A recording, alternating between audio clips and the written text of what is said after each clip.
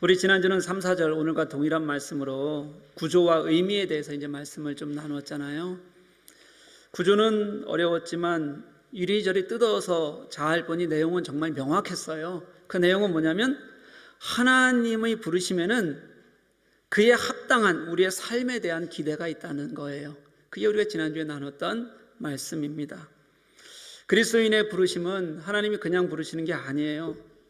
야, 너희들 이리 와봐. 내가 너희들 의롭게 할게. 이렇게 말씀하시는 것에 그 하나님께서 주시는 의미는 십자가의 죽으심으로 인한 속량 대신 우리의 죄의 값을 치르시는 대속의 은혜가 있고요. 그 은혜의 목표는 무엇이냐면 우리가 하나님과 교제하는 거예요. 하나님을 다시 만나는 겁니다.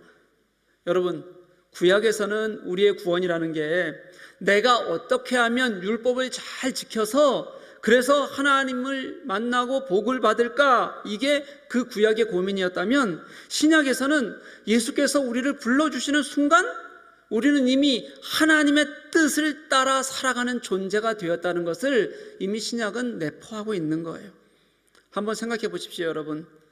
예수 믿으면 복 받는다 이 말하고요. 예수 믿으면 예수님과 동행하는 삶을 살아야 한다. 여러분 생각하기에는 어떤 게 더 성경적인 것 같아요? 너무 뻔한 답을 두고서 우리가 구약시대의 복의 개념을 그냥 가져다가 신약시대에도 그냥 그대로 그 복의 개념을 갖고 사는 거예요. 그러니 하나님을 기쁘시게 하는 우리의 삶은 사라지고 무언가 얻겠다는데 우리의 모든 게 신앙생활에 맞춰져 있는 게 지금 우리의 모습이 되어버렸다는 거예요. 그래서는 안 되는 거죠. 성경은 우리에게 당신의 부르심이 있으면 그 부르심으로 당신의 우리를 향한 사랑과 은혜를 다 채우신 거예요. 그러면 그 다음 그 부르심에 대한 응답으로 하나님의 그 기쁘시게 하는 삶을 함께 하나님과 살아가기를 원하시고 계세요. 왜 안 그렇겠어요? 그런데 그 삶이라는 게 이 정도면 돼, 그냥 그 정도면 되지 이렇게 가르치신 적이 없어요. 이 삶이라는 게 예수님을 닮은 최고의 삶의 기준으로 늘 우리들에게 그렇게 제시해 주고 계신다는 거예요.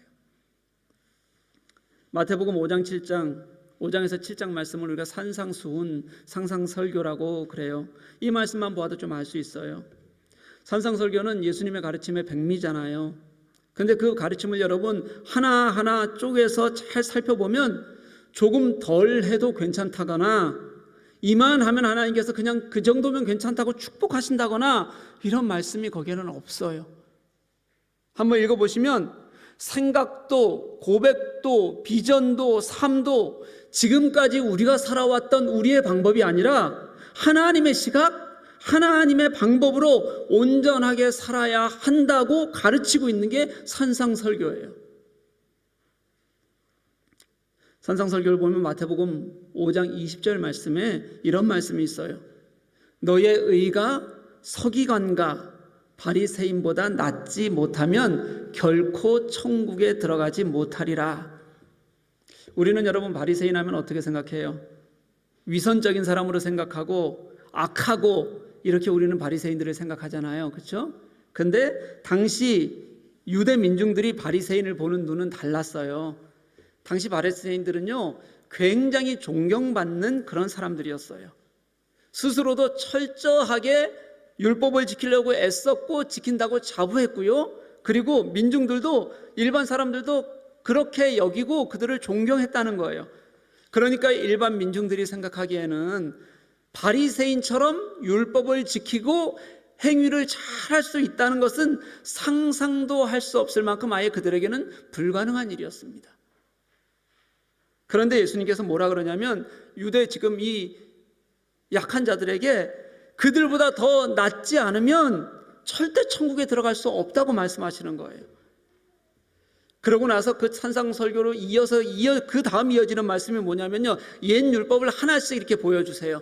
그렇게 보여주시면서 강조하는 것이 뭐냐면 그 옛 율법을 봐라. 여기서는 유대인들이 율법이라는 눈에 보이는 행위를 삶의 기준으로 삼았다면 내가 지금 너희들에게 비교해서 말씀하는 것은 이제 예수께서는 그리스도인의 그 마음까지도 그 심령까지도 내면까지도 기준으로 보고 계신다라고 더 강조해서 가르치는 게 그 다음 이야기예요. 여러분, 서기관과 바리새인보다 더 나아야 한다는 건요, 바리새인들의 율법을 지키려는 열심히 인정하고 있는 거예요. 그런데 그것보다 더 나아가서 그냥 그 행위뿐만 아니라 그 율법의 정신, 하나님이 기뻐하시는 율법 정신까지 우리의 내면에서 더 진실해져야 그게 그리스도인의 정체성이다라고 말씀하고 가르치는 게 산상설교의 핵심 가르침이에요. 여러분, 덜 하라는 것이 아니라요, 더 하라는 거예요. 안 될 것을 하라는 것이 아니라 그만큼 우리의 삶의 수준과 가치가 주님께서 보시기에는 괜찮다는 거예요. 높아져야 한다는 거예요. 높아질 수 있다고 우리들에게 확신 있게 말씀해 주시는 게 산상설교예요, 여러분. 그런데 많은 사람들이 우리의 신앙적인 삶의 기준을 아예 저 아래에 두고 살아요. 예수님이 가르치신 가르침은 아예 저거는 예수님이 하신 말씀일 뿐이지 내가 할 수 없는 것처럼 여기는 경우들이 너무 많아요. 내가 그러다 보니까 안 해도 된다고 생각하고, 그리고 그렇게 스스로 결정하고 나면 안 하는 것을 당연하게 여기면서 살아가는 거예요. 당연하게 여기면서. 그런데 여러분, 아니에요. 성경이 우리들에게 가르치시면서 안 해도 당연한 게 어디 있겠어요? 없죠. 예수님의 가르침을 잘 보면요, 이건요, 하나님이 우리에게서 가능성을 보시는 것이 아니라요, 우리가 주님의 능력과 역사를 주님을 통해서 경험하게 하시는 게 하나님의 가르침이시거든요. 예수님은 우리의 불가능 때문에 이 땅에 오셨어요. 아세요? 우리의 불완전함 때문에 죽으셨어요. 그러니까 우리의 약함을 주님이 모르실 리가 없어요. 그래서 우리가 이 땅에서 살아가고자 하는 건요, 내가 무엇을 해서 주님 앞에서 인정받고자 하는 게 아니라요, 그 예수님 앞에 내가 무릎 꿇고 엎드러지는 것이고요, 그렇게 엎드러지는 것을 통해서 당신을 쫓아 사는 그 삶의 길에서 주님께서 도우시는 도우심을 힘입고 그래서 살아갈 수 있다고 성경은 우리들에게 가르치는 거잖아요. 여러분, 우리가 왜 안 된다고 생각하냐면 이 땅의 일을 자꾸 보아서 그래요. 우리가 보는 것은 땅이 아닙니다. 우리는 땅에서 주님을 찾는 것이 아니라 이미 큰 은혜를 이루시고 또 나와 함께 이루어 가기를 원하시는 예수님과 함께 이 땅을 사는 거예요. 완전히 바꿔야죠. 그에 필요한 모든 것을 우리에게 이미 주셨다. 그게 3절 말씀이잖아요. 내가 예수님을 제대로 알기만 하면, 알려고 하면 그 예수를 진짜 내 하나님이 되게 하겠다고 내가 고백하면 할 수 있는 일이라고 우리에게 그렇게 가르쳐 주시는 거예요. 주님께서 우리에게 그리스도인으로서 하나님을 기쁘시게 할 수 있는 도구도 주셨고 마음도 주셨고 그 일조차 주님께서 함께 하겠다고 하시는데 나만 안 된다고 얘기하는 것, 이런 것에서 우리가 딛고 일어서는 우리가 되어야 그 참된 그리스도인의 정체성을 찾는 거예요. 사랑하는 교회 여러분, 여러분의 가능성을 낮추지 마십시오. 여러분이 주님께 이미 받은 것을 가볍게 여기지 마십시오. 여러분이 주님과 할 수 있는 역사를 나는 안 된다고, 나는 아니라고 그렇게 스스로 폄훼하지도 마십시오. 이미 주님께서 우리와 함께 하시겠다고 당신이 이루신 일이에요. 이미 그 주님께서 내 삶에 개입하시고 내게 하시고 싶어 하시는 일들을 받아들이는 것이 우리의 자세여야 한다는 거예요. 그게 주님의 부르심의 의미입니다. 가능성도 역사도 다 주님의 그 부르심 안에 있는 거거든요. 여러분 그렇게 믿으십니까?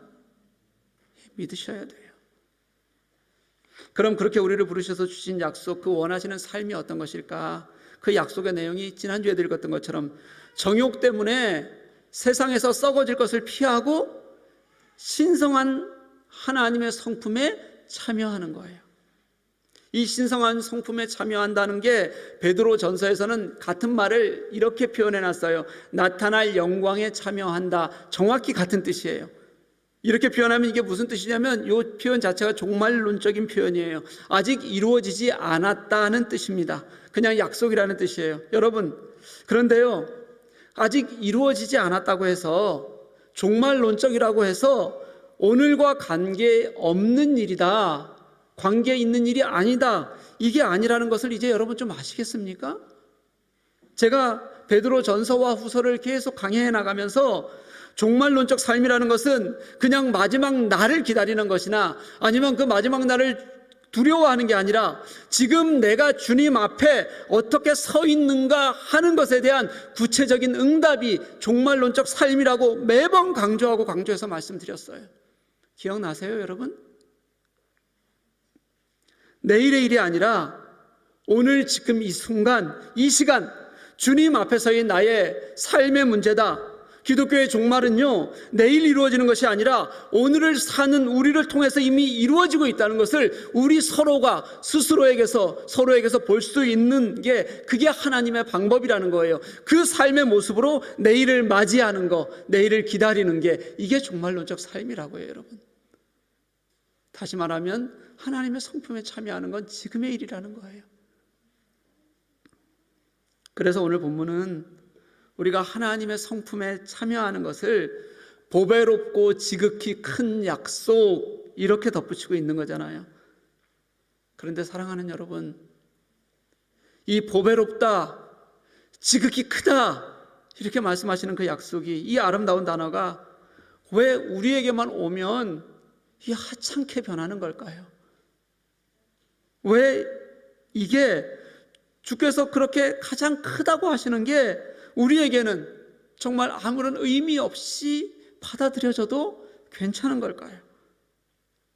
여러분, 그래도 괜찮은 건 분명히 아니잖아요.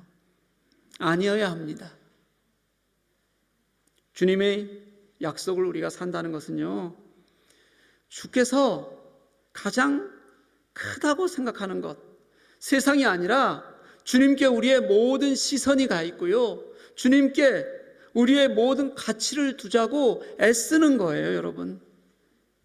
이제 좀 우리가 세상을 의지하던 곳에서, 그래서 세상 때문에 예수가 희미해지던 것에서 이제 우리가 좀 돌아서야 한다는 그런 뜻이기도 해요. 이제는 제발 주님께서 진짜 나의 주님이 되게 하자. 주님이 내 하나님이신 것이 나의 신앙 안에서 감격하고, 그리고 내 삶이 그렇지 못한 것을 안타까워하면서 주님께 드리는 것, 그게 주님의 약속을 사는 거예요. 지난주에도 말씀을 좀 드렸습니다. 주님의 십자가 사건, 주님께서는 그 사건 하나만을 위해서 이 땅에서 사신 것이 아니라고요. 주님께서 당신의 삶의 현장을 3년이나 고스란히 우리에게 사시고 보여주셨어요. 그 공생애 동안 당신이 하셨던 일이요, 사람들을 대하실 때 직접 하나하나 손을 대시며 고치시는 그 수고, 그게 사랑하시는 거였고요, 낮은 자들을 섬기시는 그 섬김의 삶의 태도들이요, 마음만 가지고 하신 게 아니라 삶으로 보여주셨고요, 늘 누군가를 보면 애통하고 함께 아파하는 눈물을 가지셨던 것이요, 그랬던 게 어떻게 내게는 아무것도 아닌 것처럼 보여지고 아무것도 아닌 것처럼 나는 사라져도 괜찮다고 우리가 그렇게 살아갈 수 있겠냐는 거예요. 그걸 받은 이들이 어떻게 나는 모른 척 살아요? 나는 진짜 주님 앞에 단 한 번이라도 나를 완전히 맡겨본 적 여러분 우리에게 있어요? 사랑하는 여러분, 할 수 있는 일이에요. 할 수 있다고 말씀해 주세요. 하나님을 대하는 태도도, 그리고 세상을 향하여 서는 우리의 태도도 마찬가지로 그래야 돼요. 주님을 향한 우리의 삶 때문에 하나님께서 우리를 기뻐하셔야 되고, 세상을 대하는 우리의 태도 때문에 세상이 우리를 좋아할 수 있어야 됩니다. 지난 수요일 제가 포탈 메인했던 기사를 좀 읽었는데요, 마음이 너무 안 좋았어요. 1위, 2위가 다 기독교 욕이었어요. 중간중간 여러 개가 또 기독교 욕으로 그 포털 메인에 떠 있더라고요. 1위 제목이 이랬어요. 이제 기독교라면 지긋지긋해. 교회를 향한 냉담한 시선. 이게 1위 제목이었고요. 2위 제목이 뭐였냐면 무더기 확진에 분노한 시민, TCS 국제학교 계란 세례, 이런 거였어요. 그리고 이런 뉴스들이 주말 내내 이 메인에서 떠나질 않더라고요. 방역규칙은 하나도 안 지키면서 그게 분명히 다른 사람들에게 해를 끼치는 일이 분명한데도 불구하고 우리는 하나님이 지켜주신다, 이런 헛소리는 이제 교회에서 좀 안 들었으면 좋겠어요. 이게 지금 우리 한국교회의 보편적인 수준을 보여주는 것 같아서 너무 안타깝습니다. 제가 좋아하는 배우 중에 배두나라는 배우가 있습니다. 배우를 좋아하는 이유는 여러 가지가 있죠. 성품이 좋다든지, 약한 사람을 사랑한다든지, 예쁘거나 멋있다든지, 그렇잖아요. 여러분이 배우를 좋아하는 기준은 뭐예요? 대부분 멋있는 거 아니에요, 그렇죠? 예. 저는 배두나를 좋아하는 게 연기를 잘해서 그렇습니다. 예. 유퀴즈 온더블록이라는 프로의 3분짜리 클립을 제가 하나 봤는데 이런 말을 하더라고요. 사람들이 자기에게 묻는다는 거예요. 왜 그렇게 너는 바쁘게 사냐? 그가 하는 대답이 이래요. 지금 시간이 너무 아깝다는 거예요. 그래서 하루하루를 더 밀도 있게 살아야겠다는 생각이 든다는 거예요. 그러면서 하는 얘기가 나는 촬영 현장에 있을 때 살아있는 것 같은 느낌이 든다는 거예요. 배우니까 그렇게 말하는 게 멋있어 보였어요. 제가 그 얘기를 들으면서 또 직업병이 발동을 좀 했습니다. 이런 생각이 드는 거예요. 우리는 예수를 믿는데 저런 마음이 있을까? 예수에 대해서. 내가 주님을 만나는 것은 주님을 만나는 그 상황이 살아있는 것 같고 그 안에 머물고 싶고 그것이 내게 가장 소중한 시간으로 그렇게 받아들여지고 있을까? 오늘 3절 4절 말씀을 보면 내용은 단 하나예요, 여러분. 주님께서는 하나님이신데도 불구하고 우리를 위해서 모든 것을 하셨어요. 그게 십자가라고 할지라도 우리를 위해서 다 하신 거예요. 그럼 그 다음 나는 그 주님 앞에서 어떤가? 나는 주님의 그 약속 앞에서 어떤가? 최선을 다하는가? 나는 그 주님과 함께 할 때 내가 살아있는 것 같은 마음이 드는 걸까? 저는 우리에게도 내게 살아있는 것 같은 그런 기쁨이 있다면 그게 먼저 주님을 만날 때 느끼는 기쁨이어야 되고 그게 주님이었으면 진짜 좋겠거든요.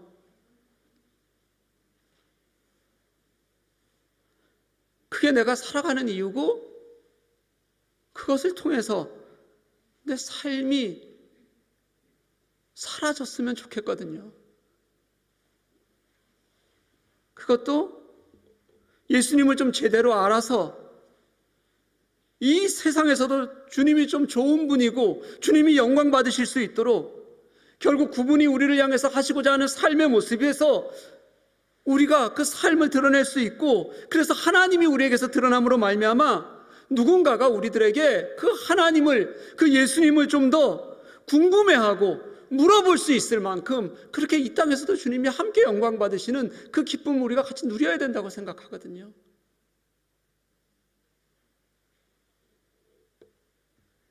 사랑하는 교회 여러분, 주님은 우리를 다른 기준으로 부르신 것이 아니라 당신의 성품으로 불러주셨어요. 당신의 성품으로요. 그리고 당신의 성품이니 우리가 안 된다고 할까봐 그 가능성마저 우리에게 다 주셨다고 그렇게 말씀해 주셨어요. 그래서 우리는 이제 그 주님을 기뻐하며 삶으로 살아낼 수 있다고 그렇게 가르쳐 주세요.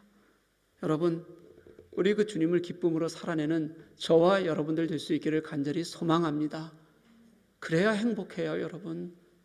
그래야 진짜 행복이 무엇인지 알아요.